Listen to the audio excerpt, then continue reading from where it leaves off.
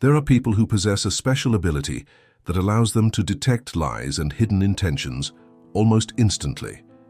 Some believe these people possess some kind of gift or that they are some kind of superhuman, but in reality, they simply have a profound understanding of human beings and their behaviors. And do you know what the best part is? You too can develop this ability and never be fooled by lies or hidden intentions again. Machiavelli discovered a method so effective in detecting lies that the powerful tried to bury his writings for centuries, and that's exactly what we're going to talk about today. But first, I invite you to subscribe to the channel, like this video, and leave a comment to help with channel engagement. This helps me a lot to continue producing more content like this. Thank you very much. Back to the video. Niccolò Machiavelli, a name that became synonymous with manipulation, with betrayal, with cold, calculating deceit. But here's what they didn't tell you about him. Machiavelli was not the villain. He was the observer, a man who spent years analyzing how power actually works. Not how it should work, not how idealistic philosophers said it worked, but how does it actually work? And in the midst of this brutal study of human nature, he discovered something fascinating.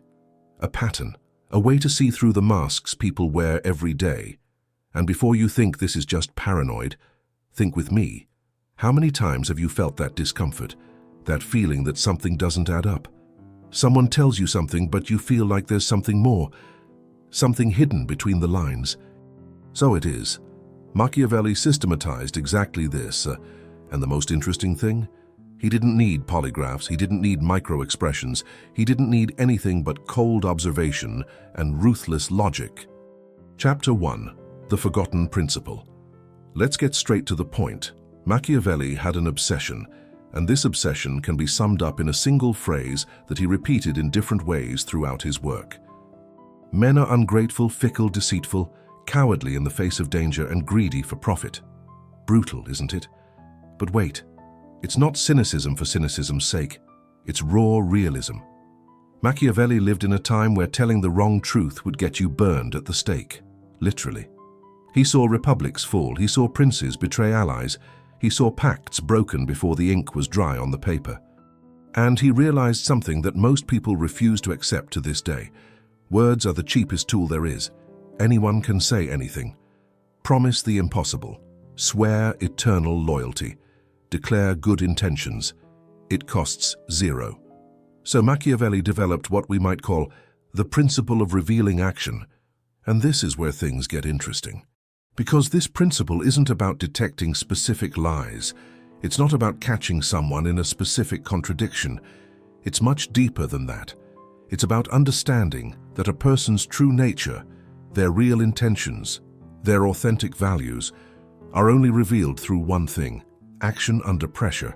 Not pretty words in comfortable moments, no promises made when nothing is at stake, but choices, decisions, behaviors when there's something to lose. And that changes everything.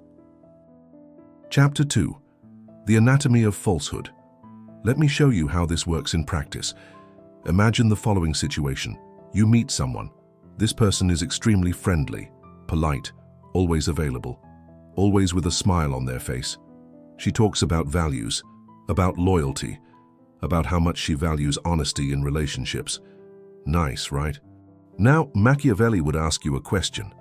And when that person had to choose between helping you and protecting their own interests, what did they do? Because that's where the truth lies. Machiavelli didn't trust declarations of intent. He trusted track records. And here's the thing most people overlook. Lying with words is easy. Anyone can do it. But lying with sustained actions over time? That's practically impossible. Why? Because actions cost money. Actions have consequences. Actions require sacrifice of something, time, resources, opportunities, and that's where the masks fall. A behavioral psychology researcher at Stanford University conducted a fascinating study on this. He found that people are extremely adept at maintaining consistent verbal narratives even when they lie. But when you analyze the pattern of behavior over weeks, months, what emerges is the stark truth: actions don't lie. They can't. And Machiavelli knew this over 500 years ago. Chapter 3, the Machiavelli Method. So how do you apply this? How do you actually detect lies and hidden intentions using Machiavelli's method? First rule, ignore what people say about themselves. Seriously, ignore it. It doesn't matter how convincing the speech. It doesn't matter how moving the story someone tells about their own values. Machiavelli would say, "Show me what you did when no one was looking. Show me your choices when there was a price to pay." Second rule, always ask cui bono. Who benefits? This is old. It comes from Roman law. But Machiavelli turned it into art. Every human action has a motive. Every behavior serves an interest, and here's the trick. When someone tells you something, when someone proposes something to you, when someone acts in a certain way, don't ask what is this person saying, ask what does this person get out of this, because when you identify the real interest, you see the hidden intention. I'll give you a practical example. Someone offers you help for free. They insist on helping you with something important. They seem generous, they seem genuine. Most people accept and are grateful. Machiavelli would make you stop and think, what does this person gain by having me owe them a favor? What doors does this open for them? What influence does this give them? It is not pathological distrust. It is strategic lucidity. Third rule, observe patterns, not isolated events. One action may be an anomaly, two may be coincidences, but 3, 4, 5. This is character revealed. Machiavelli was obsessed with the idea of virtue versus fortuna. Virtue, the essential nature of a person, is revealed only through repetition. And here's something that will blow your mind. You don't need years to see these patterns. You just need to pay attention to the little things. How does one treat a waiter when they are angry? How does one react when they make a mistake and no one saw it? How does one talk about people who are not present? These micro-actions are more revealing than any elaborate speech, because when there's no audience, when there's no script, when the pressure is on, true nature emerges. Chapter 4, the theater of virtue. But there is a problem, and Machiavelli knew this problem very well. People know that actions speak louder than words, so what do? They dramatize virtuous actions. They create elaborate performances of kindness, of integrity, of loyalty. Machiavelli devoted entire chapters to this, about how princes pretended to be pious, how leaders staged generosity, how politicians manufactured moments of authenticity, and herein lies the danger, because if you only observe superficial actions, you can still be deceived. Then Machiavelli went deeper. It teaches you to distinguish between genuine action and calculated performance. And the secret is in one word: cost. Genuine actions cost something significant to those who perform them. Time, resources, opportunities, comfort, status. Performances only cost the effort of appearing to be. Let me illustrate. Someone posts on social media about social causes, shares inflammatory texts, declares passionate support. What does it cost? A few clicks, a few seconds. Now, does this same person donate time regularly? Do they donate money that would make a difference in their budget? Do they change their spending habits even when it's inconvenient? See the difference? One is signaling, the other is conviction. And Machiavelli had a surgical radar for this. He watched not only what the princes did, but what they failed to do. What opportunities did they turn down? What advantageous alliances did they reject? What sacrifices did they accept? Because it is in refusals, in negative choices, that the true hierarchy of values is revealed. Think about it. Someone says that family is a priority. Okay, but when a lucrative career opportunity arises that requires leaving your family for months, what does that person choose? It doesn't matter what elaborate justification comes later. The choice has already spoken. And here's something dark but true. Most people are not consciously lying when their actions contradict their words. They really believe what they say about themselves. But the self-image we construct, the narrative we tell about who we are, it is almost always partial fiction. Machiavelli knew this, and that's why he didn't ask, "Who do you think you are?" He asked, "Who do your choices say you are?" Chapter 5, the method of the flatterers. There is a specific chapter in The Prince that is absolutely brilliant. Chapter 23. How Two Flatterers Escape. And this chapter alone is worth more than dozens of modern books on manipulation, because Machiavelli identifies something that most people never realize. The most dangerous liars are those who tell you what you want to hear. Not those who attack you, not those who disagree with you, but those who agree. Those who flatter. Those who validate your every word. Why? Because they disarm your defenses. They create an illusion of alliance, of loyalty, of harmony, and while you feel understood and valued, they are weaving a web of emotional dependence. Machiavelli was brutal about this. There is no other way to protect yourself from flattery than by making men understand that they do not offend you by telling the truth. Translating, if the people around you never contradict you, never bring bad news, never disagree with you, you are not surrounded by allies. You are surrounded by calculating parasites. And here is the test that Machiavelli proposed. Observe how someone reacts when you make an obvious mistake. Do they minimize? Do they find justifications? Do they spare you the discomfort? Or do they point out the error clearly and directly, even if it creates momentary tension?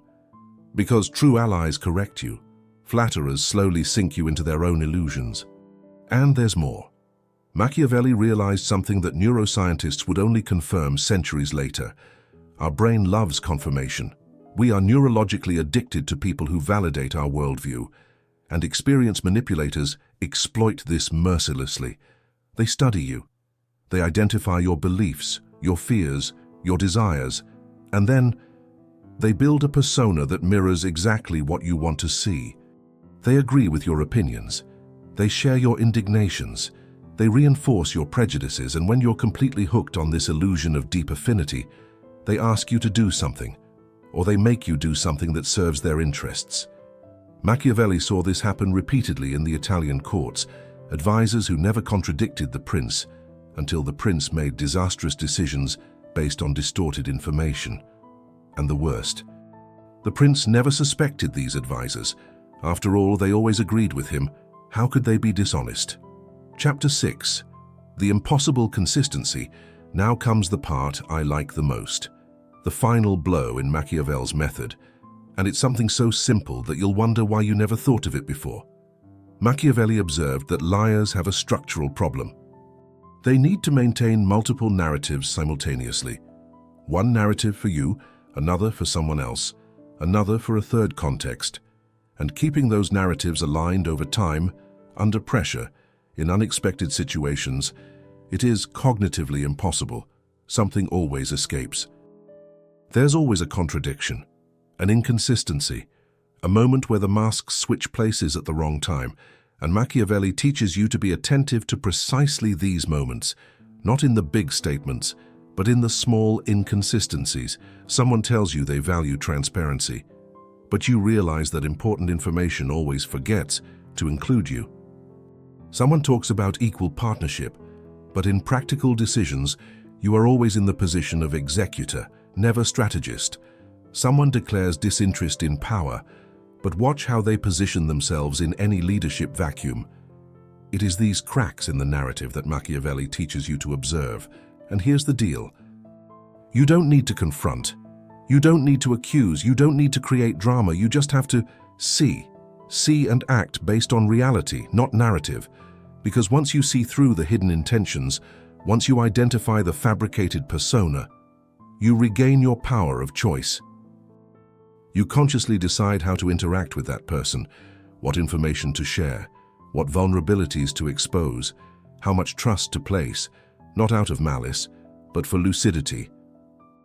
But there is something that Machiavelli realized that is even more disturbing.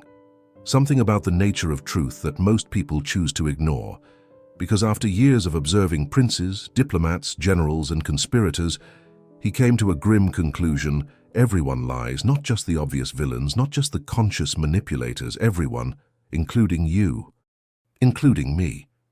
Because the most dangerous lie is not the one we tell others, it's the one we tell ourselves. And Machiavelli knew that the only way to truly see others is to first tear down one's own illusions. So here we are, at the end of this journey through the thoughts of a man who dared to look at humanity without romantic filters. And what Machiavelli really teaches you is not to be paranoid. It is not about living distrusting every word, every gesture, every person.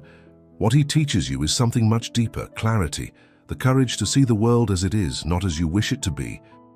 The discipline of observing actions, not words. Standards, not promises. Interests, not stated intentions. Because in the end, detecting lies and hidden intentions is not about becoming a human deception detector. It's about living with your eyes open. It's about refusing the comfortable seduction of easy narratives.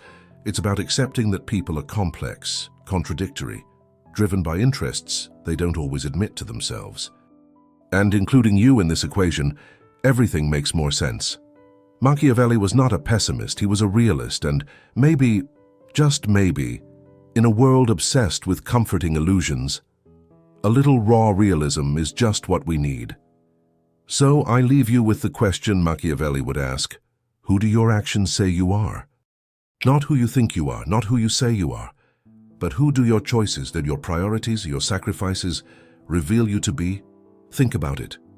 If you've made it this far, and this content has made you reflect, please like it and share it with someone who needs to hear it. And if you enjoyed this more philosophical and raw approach to deep topics, I invite you to watch this video that's currently appearing on your screen. I'm sure you'll enjoy it. And remember, watch more, talk less until the next video.